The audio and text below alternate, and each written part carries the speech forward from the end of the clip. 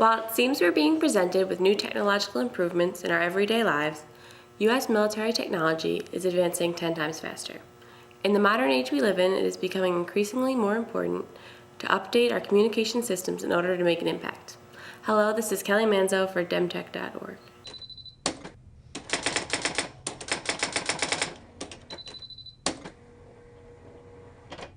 A quick overview of these military communication systems can demonstrate that while military advancements may seem rapid and complex, they have paved the way for many of the everyday communication technologies we may take for granted. In order to get a better grasp on the complex world of military technology, I have interviewed a member of the Sacred Heart ROTC program, Sergeant Klzinski. He was generous enough to offer some insight on past and present technologies and some ideas of what the future might hold.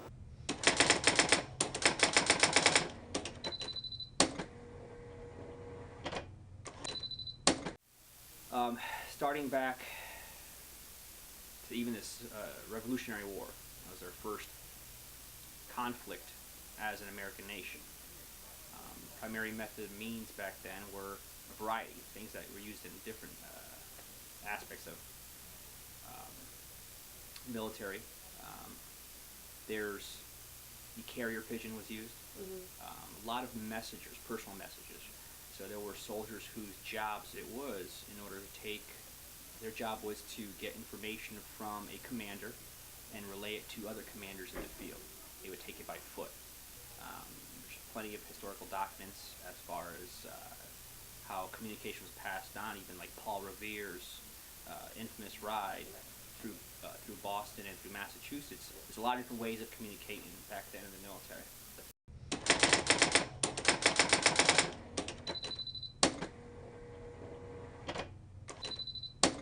It's progressed over the years.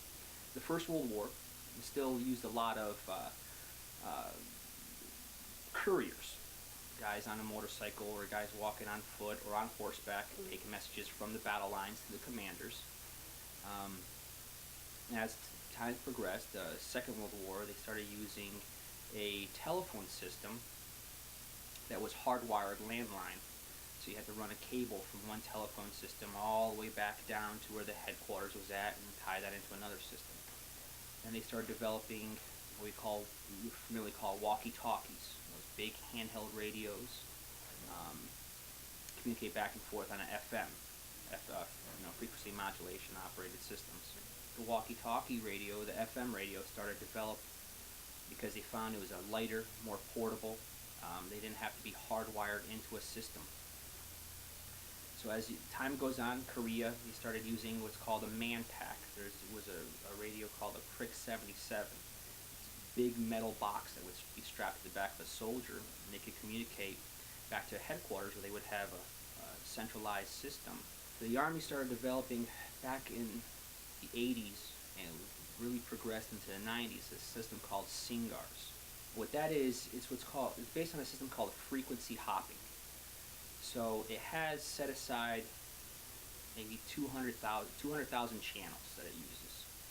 So as a soldier's talking on the SINGAR's radio to their headquarters, the frequency will jump. The signal will jump from channel to channel. It jumps some 3 channels every second.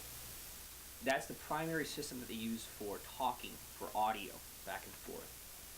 There's another system that we use is what we call Blue Force Tracker. And it's kind of like a upgraded version of a GPS. Now everybody's got GPS in their cars nowadays, and that kind of system, that technology developed from the military. You have in a lot of vehicles, you have this little computer screen that will give your location and location of friendly units out on the battlefield. It will give locations of possible enemies in the area from different reports. They are developing a new system which is already being fielded in Iraq and Afghanistan called Land Warrior. What this is pretty much that same system that's already mounted in a vehicle, is now it's portable on a person. So it's about the size of a book.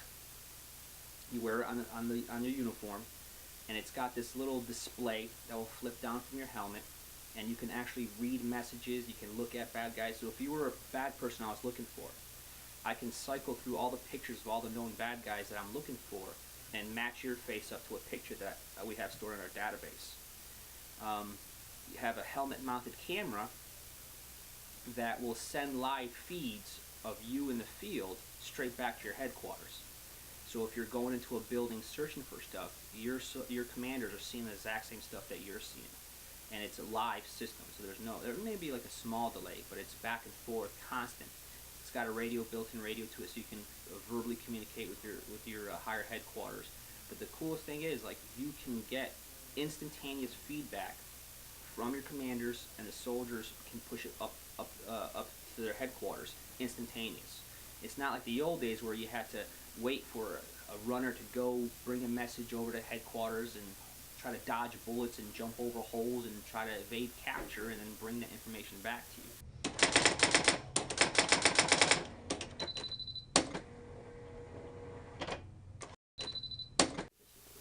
The advancements in the future of communication technology are just limitless.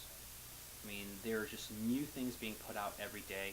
The microprocessor, the microchips are getting smaller and smaller. The size of, a grain of rice is just amazing at what they can do. I can't even imagine the systems they're going to have in the future. One thing the United States Army has always prided itself on is being the best equipped and best trained military in the world. And because of that funding that we have, we're able to provide these systems for the soldiers to be able to mitigate the risk of their lives in combat and to be able to help them advance and complete their mission successfully and safely. Sergeant Klonzinski's comments have helped to put these military technologies into perspective. Some military experts applaud our continued refinement and production of these technologies, while others fear that too extreme a dependence on them could have crippling effects for our future. Whatever your stance on the subject may be, it is undeniable how substantial the evolution of military technology has been. For DemTech.org, this is Kelly Manzo.